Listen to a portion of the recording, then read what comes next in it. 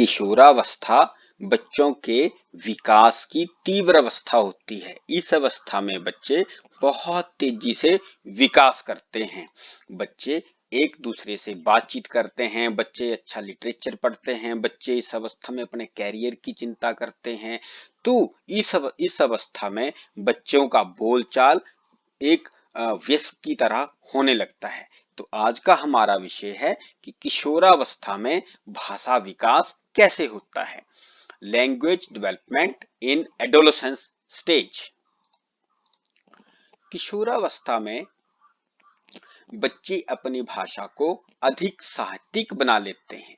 किशोर और किशोरी में होने वाले शारीरिक परिवर्तनों से जो संवेग उत्पन्न होते हैं, उससे उनकी कल्पना शक्ति का विकास होने लगता है और सभी किशोर और किशोरियां कविता, कहानी और चित्र के माध्यम से अपनी भावनाओं को व्यक्त करते हैं। आपने अक्सर देखा होगा कि किशोर बहुत सारी कविताएं लिखते हैं, बहुत सारे दोहे लिखते हैं, एक दूसरे के लिए दोहे लिखते हैं, प्रकृति के लिए दोहे लिखते हैं, किसी भी त्योहार के ऊपर दोहे लिखते हैं। तो इन इन सभी के माध्यम से, इन कविताओं और दोहों के माध्यम से उनकी कल्पना शक्ति का विकास होता है। इनके माध्यम से हम उनकी कल्पना को जान सकते हैं, उनके मन में क्या छिपा है ये जान सकते हैं।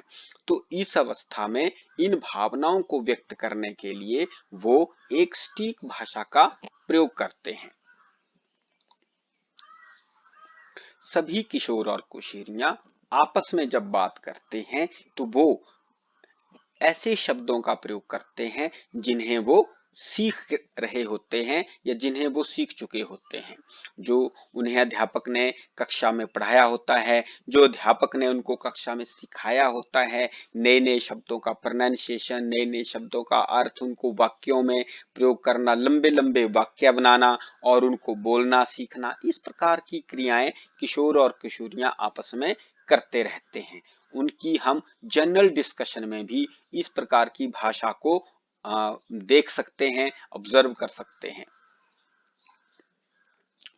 किशोरावस्था में भी शब्दकोश विकसित होता है और कभी कभी किशोर गुप्त भाषा का भी प्रयोग करते हैं।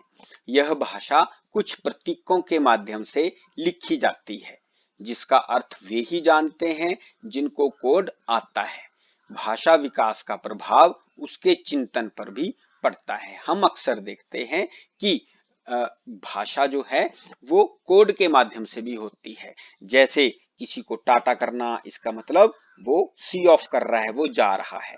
किसी को बुलाने के लिए भी हम संकेत करते हैं, या किसी से हमने बात ना करनी हो उसके लिए भी हम संकेत करते हैं। जैसे कि आप इस चित्र में देख रहे हैं, ये किशोर किशोरी को कुछ हाथ के संकेत के माध्यम से कुछ बताना चाह रहा है और ये किशोरी उसको समझ रही है।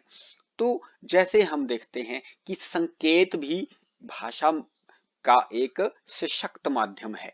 संकेत को समझना, लेकिन संकेत को वही व्यक्ति समझ सकता है जो उसका अर्थ जानता हो। तो इसलिए जैसे हम क्रॉस, रेड क्रॉस लिखें तो हमें पता लगता है कि हॉस्पिटल है, या हम आपने सड़कों में बहुत सारे प्रतीक देखे होंगे, उन प्रतीकों को किशोर और किशोरी समझने का प्रयत्न करते हैं, समझने लगते हैं, उनका प्रयोग भी करते हैं और इस भाषा के विकास का प्रभाव उनके सोचने समझने की शक्ति पर भी पड़ता है। भाषा विकास पर बच्चे के स्वास्थ्य, शारीरिक, मानसिक और स्वास्थ्य, बुद्धि व वाणी दोष का भी प्रभाव पड़ता है। बच्चा कैसे सोच रहा है, बच्चा कैसे समझ रहा है, बच्चे वाक्यों को कैसे प्रयोग कर रहा है, इन सभी का प्रभाव उनकी भाषा विकास पर पड़ता है।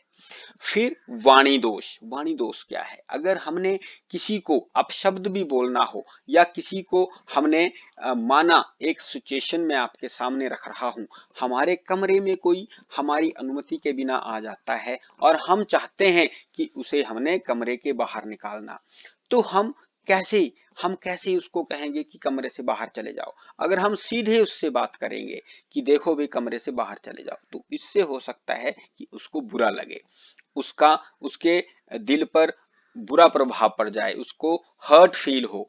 लेकिन हम उसको यह भी कह सकते हैं कि देखो मैं अभी काम कर रहा हूं और हम थोड़ी देर में बात करते हैं, उतनी देर आप बाहर बैठो और थोड़ा सा 5 मिनट वेट कर लो।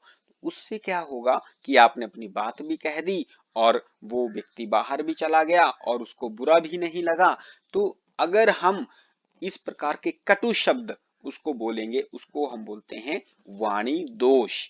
तो इस प्रकार के संकेतों को, इस प्रकार की भाषा को भी किशोर और किशोरी सीखते हैं, उसको अपने दैनिक जीवन में प्रयोग करते हैं, संकेतों का प्रयोग करने लगते हैं, नए नए संकेत बनाना शुरू कर देते हैं, नई नई गुप्त भाषा का भी वो प्रयोग करते हैं। कुछ चीजों को उन्होंने अगर अपने घर वालों से छिपाना हो, अध्यापक से छिपाना हो या एक दूसरे से छिपाना हो, उसका वो प्रयोग करते हैं, उसके लिए नए नए कोड बनाते हैं और इस प्रकार किशोर और किशोरी भाषा का प्रयोग सीखते हैं। धन्यवाद।